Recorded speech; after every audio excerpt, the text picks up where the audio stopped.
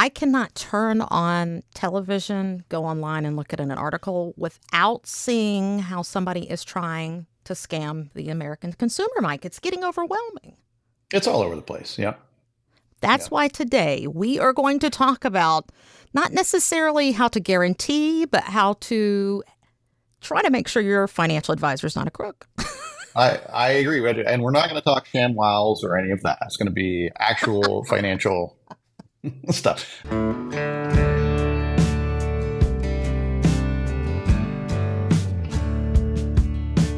Mike, you know I love a good fun fact. Okay. And I found that... I like them too, by the way. I mean, depending on what they are, but yeah. I mean, who doesn't love a fun fact as long as it's not like... Some of them are gross, but... Very much so.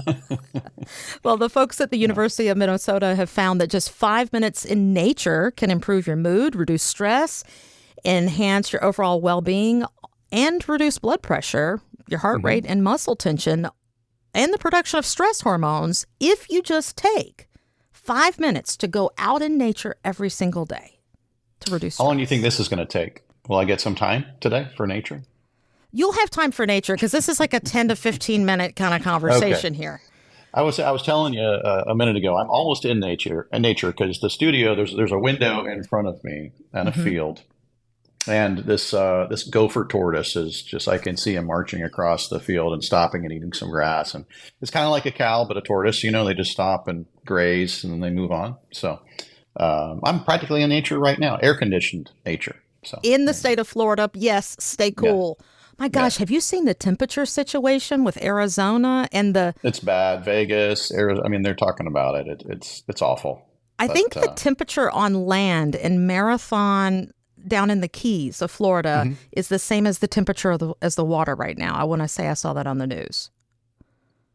I mean, it's warm everywhere. Degrees. It would not be 98 degrees. There's no way the water, it's not. I seriously doubt. That's not even possible. But it could be, high 70s, mid 80s, maybe. I don't know. That there'd be fish boiling to the surface if the water temperature was 98 So I degrees. think maybe I misunderstood that fun Speaking fact. of nature, 5 minutes in nature. That's not the kind of nature we're looking for. Yeah. See, this is why we make a good team. I'm like, I think I heard this one thing, and you're like, that's impossible, Kristen. Please I don't think down. That's not a fun fact. That's a false fact. I'm pretty sure. Yeah. Very stressful for the fish if that were the case. Okay. Speaking of stress, a lot of us want to figure out, hey, how do we know our money is in good hands? And that applies in every way of life. But most of us have seen the recent Bank of America headlines, and we know that, yes, they're one of our country's biggest banks, and we've had so much banking news this year. Let's add this to it. Regulators found that Bank of America double-dipped on some fees, withheld credit card rewards, and even opened fake accounts on behalf of a few customers. Yeah. They were ordered by the Consumer Financial Protection Bureau. Wow, what if that was on your business card? To pay more than... It's abbreviated, I'm sure. Yeah. Well, they're paying more than $100 million back to customers. Love that part. And $90 million in penalties. And that's not it. Another federal bank regulator... I think it was $60 million in penalties, actually. Oh, yeah. I believe. Yeah. Another it's federal... Still a lot. 60 million, 90 million. It's a lot of penalties. Yeah. Millions all the way around. Yeah. And another federal bank also ordered them to pay an additional $60 million in fines. So see, we're both on the same page. It just adds up in different ways there. It is. Regardless, if they did wrong, this is what you got to do, right? But like many of our listeners and viewers, Mike, I don't like big government. However, federal regulators just reminded us all why we have to kind of keep our guards up no matter where we put our money. Obviously, there's risk with investing. Like, I want to get the big disclaimer out of the way. No doubt you could lose your money in the stock market. But how do we know putting our money with a financial advisor or an institution is going to be okay after crazy stories like this? Yeah, I mean, well, there's a lot of them, Kristen. So this banking story isn't all that different. I don't know if you remember, but Wells Fargo a few years back, it's the same issue. So it was same scenario, opening multiple accounts. They had to pay fine. I mean, there's a lot going on there. And for whatever reason, the banks are, I mean, if you look at the news that just came out, this week, as of the airing of this little podcast here we're doing, but the banks are claiming huge profits because the interest rates are so much higher. So they're spread Heck yeah, they now, right? So if they're getting, if you look at the Fed funds rate versus the rate they're paying people on their savings account, the banks are making money hand over fist. So the more accounts that they can generate, the more profitable that it is. So you mentioned regulation, and we don't necessarily like big government, but I don't find too many people that mind the government making sure that their money is safe, right? Whether it's the FDIC, at the bank, or SIPC when it comes to brokerage firms. But that's just one layer of it, right? That's insurance on accounts. Then you've got banks doing this. So it's nice that we have regulators. But back to your question, how do you know that the firm that you're working with or the financial advisor that you're working with is going to be safe with your money? So the first thing that pops up into my mind is Bernie Madoff, right? Oh. So that was a while back, but a lot of people got hurt with that. I mean, in fact, we've had post-Bernie clients come work with us because there were so many of them, and they got hurt really, really bad in that scenario.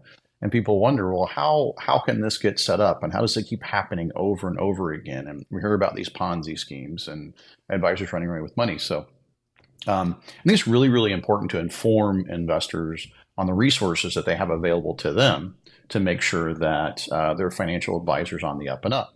So the first thing that you want to make sure of, in my opinion, is that working with a fiduciary, right? So working with a fiduciary, the idea of that is you're working with somebody that is legally required to put your best interest ahead of their best interest, right? Okay. So we talk about it on a radio show.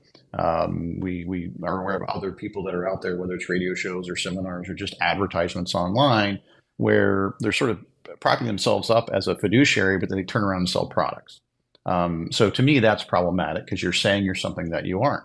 Is it fraud? I don't know, but I think it's misleading. Right? If you say you're a fiduciary, you shouldn't be getting commissions. Be a fiduciary, but don't go take commissions on annuities and stuff like that. But then take it to the next level. So how do you know that your financial advisor isn't a crook? Well, theoretically, Just give me a second on that. Yeah. How do you know? That word as much. How do you know your financial advisor is not a crook, right? You know what? That's the title, I think, possibly working title of this podcast. We'll see. Okay, Go ahead. Could be. Yeah. Well, there's different ways. But first of all, you want to make sure they're licensed. And that doesn't cover all your bases. So just make sure they're licensed to provide you with the advice that they're providing you. One of the things that's really annoying to me is I'll be driving along in my truck, listening to the radio or listening to satellite radio, but I'm just taking, there's the radio or there's the show and then there's the ads, right? There are so many ads, and because we do radio and because we do podcasts, obviously, I'm curious. I probably listen more to the details of the advertisement than your average listener, just because we're in the financial services industry, right? That's true, because I'll get a phone call, Christian, you're not going to believe what this one guy's talking about. And it's because I just can't figure out how they're threading the needle on all the regulation that's actually out there about what you can and can't say. And then they're saying things that, to my ear, are very misleading, because I know what's on the back end of the pitch, right? But somehow they're doing it, and they're doing it in a big way nationally. And usually what I find is that they found this loophole where, and there is a loophole in the code where, and this is just one example, there's many, but there's a way that if it's not considered financial advice, and it's a very fine line, but there's a way that if it's not considered financial advice, so for example, it's a publication or it's something, right? It's not intended to be financial advice, and there's big, long disclosure at the end. That immediately makes me really leery, because I know that they're trying to use the publication, part of the law to get around the disclosures of, hey, we're not actually licensed. So the licensing, what I'm getting at is the licensing is really, really important, because if the advisor is licensed, they are going to have to abide by rules. So we've got entities like FINRA, Financial Industry Regulatory Authority. So for the most part, they regulate what's called the broker-dealer space. And that's going to be things like the sales of stocks, bonds, mutual funds, variable products like variable annuities, things like real estate investment trusts. But a lot of people over time have worked with a broker. There's a pretty good chance that if you're working with a financial advisor at a big firm, they may have a license that FINRA is basically the regulatory authority on. Outside of that, you'll find advisors that are working through the SEC, Securities and Exchange Commission, and that's usually where the fiduciary standard comes about. But if you look at that, then the SEC is in charge of regulation. And some advisors will have both. But whether it's an advisor that's registered with the SEC or whether it's an advisor that's registered through FINRA and a broker-dealer, you can always go to FINRA Broker Check and put in that advisor's name or put in the firm's name and do a background search. And what's nice about that is that it may leave you on the FINRA website or it may lead you to the SEC website. But regardless, you can look at the history of the advisor. So first of all, make sure that they're licensed, because if they're licensed, they'll be on there. If they're saying they're licensed and they're not on there, they're not licensed, right? So make sure you're getting your advice from somebody who's licensed, because then you have these government these entities that will at least try to protect you, right? Like do some checks and balances. It's a system of checks and balances, right? And I'm not saying that an advisor who's registered can't be a fraud, but if they've been caught as a fraud, they're probably going to lose their license. Right. And anything that they've done in their history, I sometimes I'll hear these people on the radio, and I'm amused by, how amazing that, they think they are. Maybe they're amazing, I don't know, but to them they sound pretty amazing. And then I'm like, yeah, who is this person? Because that was kind of an interesting comment that they made about all of the things that they do. And then I pull them up, and I mean, here, fairly recently, I pulled one up, and there's literally 12 disclosures on this individual. And disclosures, so that everybody knows, are disclosures, so everybody knows, would be regulatory disclosure. So there was a complaint, or one of these entities, FINRA or the SEC. They either found them doing something wrong or accused them of doing something wrong, or a client or somebody they worked for is accusing them of doing something. So these are just disclosures of, basically, if you're accused of wrongdoing, it has to be disclosed. Gotcha. Okay? And then there's going to be a process that they go through, and it's fair. It should be that way. Whether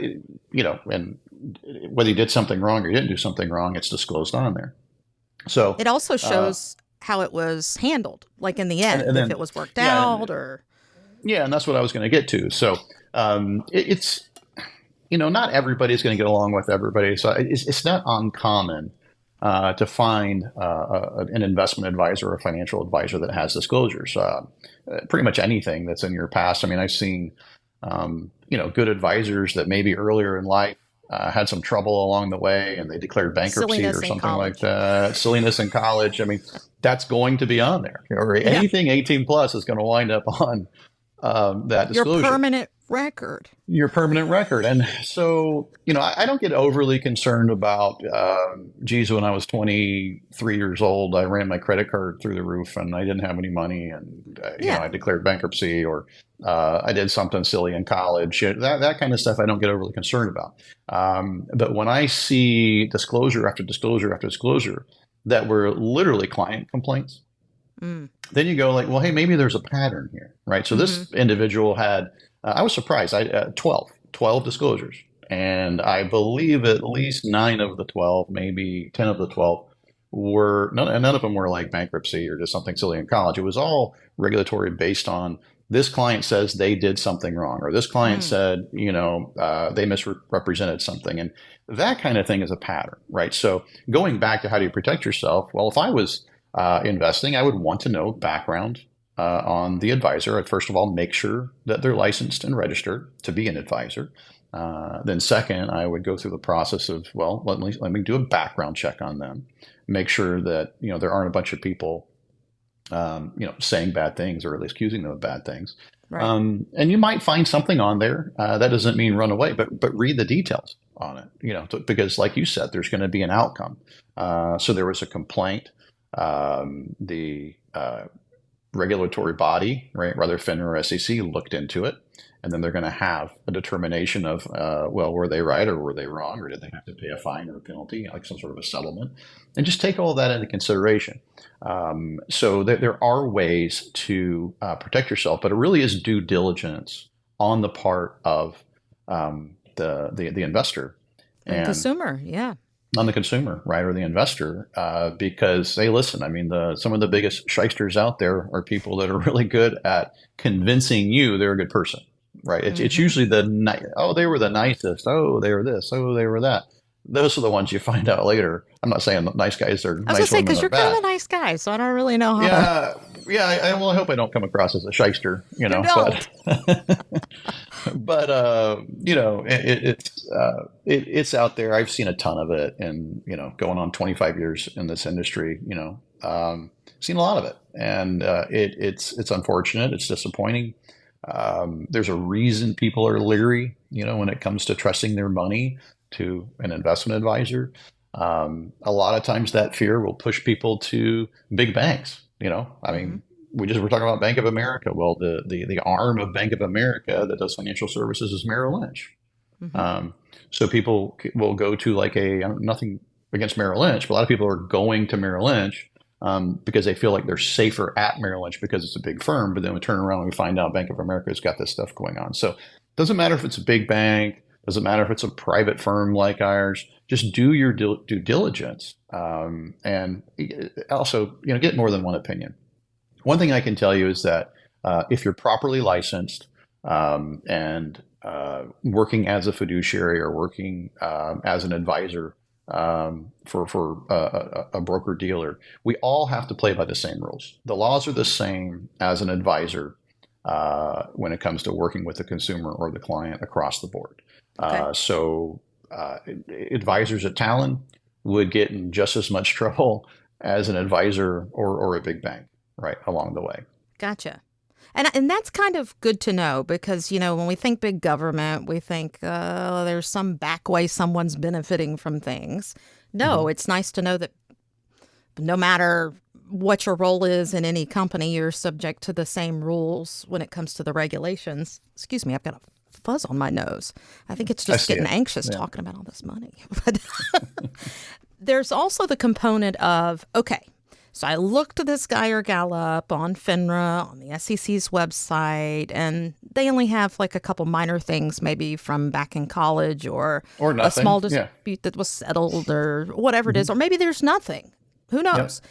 And we decide to work with that person. We feel good about them. How do we know that our money being with them after we've done that vetting is in good hands and that guy or gal's not going to run off with it? I know that sounds like an aggressive question, but a lot of people. Well, that's what they worry about. So if it's handled properly, which what we're talking about would be, then it would be very, very difficult to run off with it. So I'll give you the example. So using the example of Bank of America and Merrill Lynch, right? So people feel safe because they actually walk into a branch office probably, and you're handing somebody a check, and it goes into the bank, and let's say they're working with Merrill Lynch. It doesn't feel that different than just making a deposit at the bank.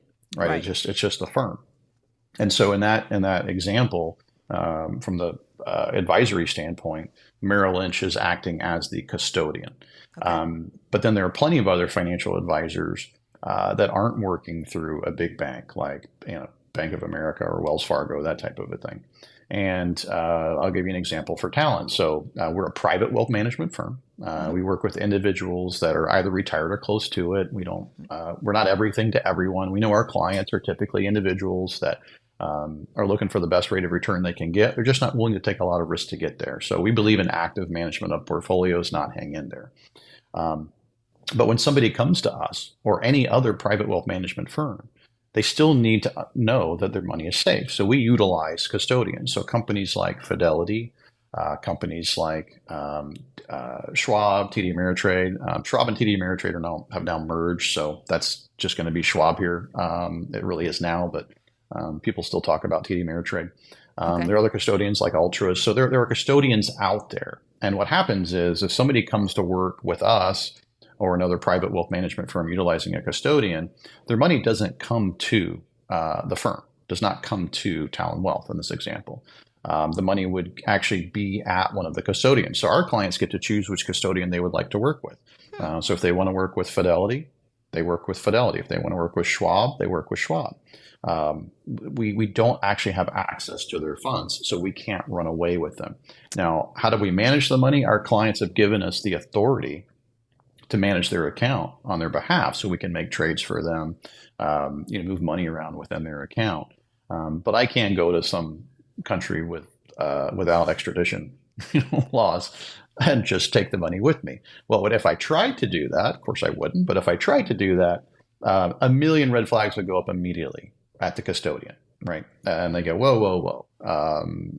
I had this happen, not somebody trying to take money, but somebody trying to break into a client account one time when this client was out of town, and this particular client happened to be using Fidelity as the custodian. Okay. And I remember it was over the holidays. I think it was like Christmas holiday one year. And I got a call from Fidelity really quick. They said, hey, listen, somebody was trying to log into this particular client's account. They had the social security number, they had the name, they had the address, but some red flags went off when they missed a couple of the security questions. Right. Good. So that's the reason for security questions and stuff. As annoying as they are. As annoying as they are, that's the reason for them. And then so I got the call, and then I called the client immediately. And then the client said, yeah, that wasn't me. Have them, lock it up. So we said, okay, lock it up till he gets back. And that was how it worked. But that's the reason for the security. We recommend that all the time. You don't know who's going through your garbage. Not everybody shreds their mail. We hear about fraud all the time, and the criminals are getting better and better at it. But knowing your money is safe is obviously very, very important. So there are multiple ways to ensure that. I love that. We've got our own responsibility on the front end with FINRA and the SEC's website, and then also your gut feeling. And then knowing that your money is not just in the hands of an advisor. You may trust he or she, but knowing that there's a custodian that they have to go through for that active, hopefully, wealth management, like you do at Talent Wealth with the rest of the team. And I think it's great that we've let everybody know how to make sure your financial advisor is not a crook. Thank you for this. Well, a couple of ways to at least help yourself out, for sure. I can't guarantee you that your financial advisor is not a crook, but at least do your due diligence there. Yeah. Thank you for watching. Go to guardingyournestegg.com for your free and objective personal financial plan.